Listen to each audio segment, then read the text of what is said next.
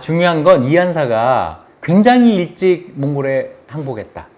그래서 어디까지 그 세력 범위, 활동 범위가 옮겨가냐면 두만강 넘어서까지였다. 이게 중요한 거예요. 자, 그러다가 이제 이한사가 거기서 세상을 떠나고 이한사의 그 지위, 뭐냐면 몽골의 천호 다루가치라고 하는 지위가 그 아들에게로 세습이 됩니다. 몽골의 다루가치 이런 자리는요, 대체로 세습이 돼요. 그 지역 토호에게 세습이 됩니다.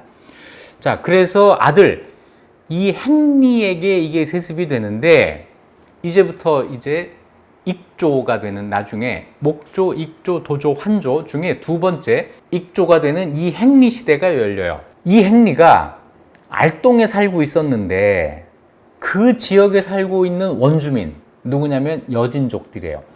여진족하고 사이가 점점 멀어집니다. 이거를 당연히 용비어천가 같은 우리 쪽 기록에는 익조의 위엄과 덕이 점점 커지자, 익조가 너무 잘나서, 다시 얘기해서 이행리가 너무 잘나서 시기를 받는다는 거예요. 그래서 여진족 추장들이 익조를 해하려고 합니다. 자기들끼리 짜서 이행리를 속입니다. 우리가 북쪽에 사냥을 갔다 올 테니까 20일 동안 우리 없어도 이상하게 생각하지 마, 이러면서 이제 떠났다는 거예요. 그런데 20일이 지나도 안 와요. 이게 무슨 일인가, 이런 좀 의심 정도를 하고 있는데, 어떤 길 가던 노파가 길에서 이행리를 만나서 이런 이야기를 했다는 거예요. 공께서는 모르고 계십니까? 이곳 사람들이 사실은 군대를 부르러 간 것입니다. 공의 위엄과 덕이 아깝기 때문에 내가 얘기를 하지 않을 수가 없습니다.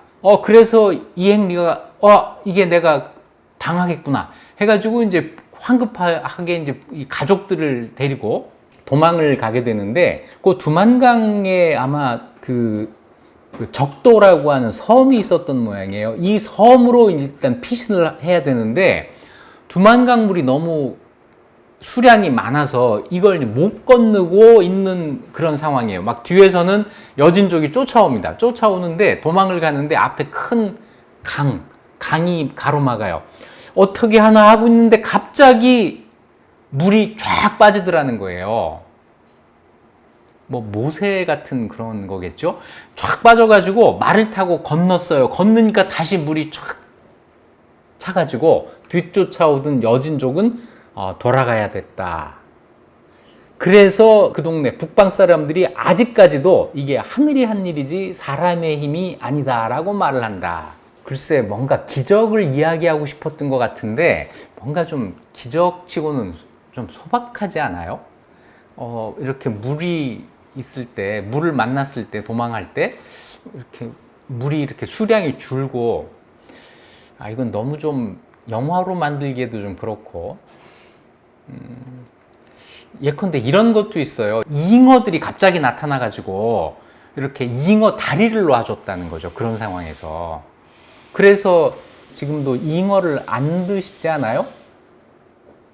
아마 그럴 겁니다. 이때 조상을 살려줬다고 해가지고.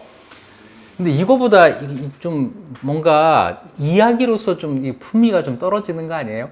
자, 어쨌거나 이런 여러 가지 얘기를 이렇게 주워서 모아서 발명을 하는 거죠. 옛날에 부리부리 박사라고 혹시 아세요? 이런 얘기하면 제 나이를 드러내게 되는데, 도토리 한 알에 장미꽃, 새송이, 달나라, 개수나무, 별똥별 하나, 이런 거 다 모아가지고 발명을 하는 게 부리부리 박사인데, 마찬가지예요. 여기저기 이야기를 다 모아가지고 조선 왕실의 어떤 신성성을 부각시키려고 하는 작업을 하고 있는 거죠. 그런데 이것을 뭐랄까요? 작품성 이런 걸 따지면 편년통록만 좀 못하다는 생각이 들죠. 자, 어쨌거나 이런 작업을 조선에서도 했다 하는 겁니다. 자, 이래서 이제 이행리가 알동에서 의주, 이게 지명이 의주라고도 나오고 덕원이라고도 나오고 현재의 원산, 덕원군 이 일대가 되는데, 여기로 다시 내려오게 됩니다. 내려와서 이행리가 자기 아버지의 관직을 이어받아서 다루가치를 지내는데, 이때 관직이 쌍성등처 고려군민 다루가치 이렇게 나와요. 자, 이제는 쌍성총관부 영내로 들어오면서 쌍성총관부의 관직을 갖게 되는 거죠. 이렇게 되면 어떤 문제가 생기죠? 쌍성총관부를 만들 때 몽골에 항복해서 공을 세운 조휘 탁청의 후손들, 조씨, 탁씨 일족과 이씨가 어떤 관계를 맺게 되느냐 하는 게 중요하게 등장하게 되겠죠. 처음에는 당연히 경쟁 관계였을 거고 어떻게 녹아 들어가느냐, 이게 아마 혼인으로 나타나기도 하고 그럴 텐데 이건 좀 더 지켜보기로 하고요. 이행리는 등주, 안변입니다. 여기에 살고 있었던 최기열이라고 하는 사람의 딸과 결혼을 해요. 그러면서 본거지를 등주로 옮깁니다. 그리고 옆에 있던 화주, 지금 영흥이에요. 그 위에 있는 함주, 지금 함흥입니다. 이 일대를 돌아다니면서 생활을 하게 됩니다.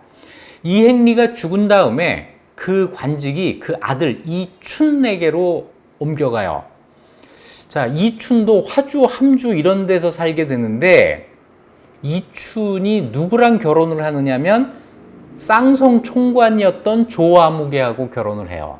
다시 얘기해서 이 조휘의 후손이 되겠죠. 이 씨와 조 씨가 여기에서 혼인을 하면서 서로 협력 관계를 맺게 됐다라는 것을 보여주는 이런 사례가 되죠. 그리고 이춘이 죽은 다음에 그 지위가 아들 이자춘에게로 세습이 됩니다. 이자춘은 그래서 쌍성천호라고 하는 관직으로 활동을 하게 됩니다. 자, 이자춘은 결혼을 3번을 하는데 첫 번째 부인은 최 씨, 두 번째 이 씨, 세 번째 김 씨예요. 최 씨 부인한테서 낳은 아들이 이성계, 이 씨 부인한테서 낳은 아들이 이원계, 김 씨 부인이 낳은 아들이 이화 해서 삼형제가 있었고 이 삼형제가 고스란히 조선 왕실로 이어지게 되는 거죠. 이 안사부터 이행리, 이춘, 이자춘까지 혼인관계를 조사해 보면 한 가지 중요한 사실을 알 수 있는데요. 전부 고려 사람들과 결혼을 합니다. 그 지역에 여진족이 많이 살고 있었는데 그 지역에 들어가서 실력자로 활동을 하면서 계속 여진족과 통혼을 하지 않고 고려 사람끼리 결혼을 한 거예요. 그래서 우리 세간에 이런 말 많이 하잖아요. 이거 여진족하고 결혼해서 혼혈된 거 아니야? 조선 왕실이 여진족 아니야? 뭐 심지어는 이런 말까지 하지만 적어도 기록으로 확인되는 혼인관계에서는 여진족과의 혼인이 없어요. 이 이야기는 쌍성총관부 지역 또는 그 더 북쪽의 몽골 영토에 가서 사는 고려 사람들이 여진족과 함께 살면서 분명히 자기를 여진과 구별하고 있었다는 걸 보여주는 거죠. 이 지역에 같이 살고 있지만 우리는 고려 사람이고 너네는 여진족이고 구별을 했다라는 것을 추론할 수 있게 하는 대목입니다. 자, 좀 재미없게 이 관직이 세습되는 것만 말씀을 드렸는데 용비어천가를 지으면서도 이 책이 이렇게 재미없으면 어떡하지 이런 고민을 한 것 같아요. 그래서 용비어천가를 지을 때 이 이성계의 조상들에 대해서 뭔가 이 주인공으로 하는 이야기를 만듭니다. 근데 그 만든 솜씨가 영 제가 볼 때는 편년통록만 못해요. 그렇다고 해서 제가 뭐 모든 게 고려가 조선보다 낫다 뭐 이런 이야기를 하는 건 아니고 요거에 한정해서 그렇습니다.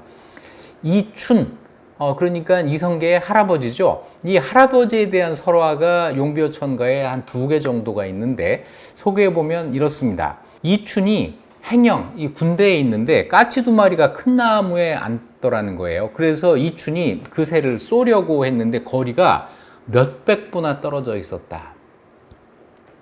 몇백 보면은 당연히 가물가물 하겠죠. 그래서 사람들이 이거 못 맞추실 거예요. 다 이제 그랬다는 겁니다. 하지만 이춘은 활을 쐈고 화살 하나에 까치 2마리가 한꺼번에 떨어졌다.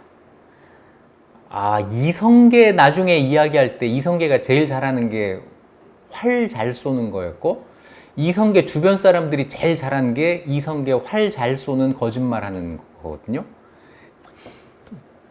이때부터 그게 나오고 있는 거예요. 까치 2마리가 다 떨어졌어요. 그때 큰 뱀이 나와서 이걸 물고 다른 나무 위에 올라가서 얹어놓고는 그걸 먹지 않더라. 사람들이 기이하게 생각하며 칭송하였다. 여러분 뭐 이 정도면 이춘에 대한 뭐 존경심이 생기겠어요? 이 조선 왕실의 이 조상 미화는 제가 볼 때는 상당히 좀 소박한 수준에 있습니다. 이게 좀 약해? 다 그랬겠죠. 좀 센 거 하나를 더 해요. 이춘이 꿈에 어떤 사람을 만났는데 그 사람이 뭐라고 하느냐면 나는 백룡인데 흰 용인데 지금 어딘가에 있습니다. 흑룡, 검은 용이 내 집을 빼앗으려 하니까 청컨대 나를 좀 구해 주십시오. 이것도 어디선가 좀 들어본 그런 얘기 아니에요? 도저 이 이춘이 깨나서는 이상한 꿈이네 해가지고 그냥 잊어버려요. 그랬더니 그 백룡이 다시 꿈에 나타나서 왜 내 말을 중요하게 생각하지 않으십니까? 재촉을 한 거예요. 날짜를 알려드리겠습니다. 두 번이나 그러다니 이건 보통 일이 아니구나 해가지고 처음으로 이상하게 여겼어요. 그 날짜에 활과 화살을 가지고 가보니까 구름과 안개로 어둑한데 흑룡과 백룡이 서로 연못에서 싸우고 있었다 하는 겁니다. 도조가 흑룡을 딱 쏘아가지고 화살 하나로 죽여요. 연못으로 떨어뜨립니다. 그랬더니 뒤에 백룡이 또 꿈에 나타나서 살해하며 말하기를 공의 큰 경사가 장차 자손에게 있을 것입니다. 라고 해서 손자의 왕이 되는 사실을 이때 예언을 한다는 거죠. 이거 어디 나와요? 맞아요. 왕건의 할아버지 작재건이 서해 용왕의 부탁을 받고 늙은 여우가 와가지고 그 얘기하고 아주 비슷한데 뭔가 좀 이렇게 좀 부족하지 않아요? 용궁도 안 나오고 어쨌거나 이런 식으로 왕의 출현을 계속 암시를 하죠. 당연히 이것 때문에 왕이 나온 걸까요? 아니죠. 왕이 나온 다음에 그 왕의 출현을 암시하는 복선을 곳곳에다가 이렇게 집어 넣은 거겠죠.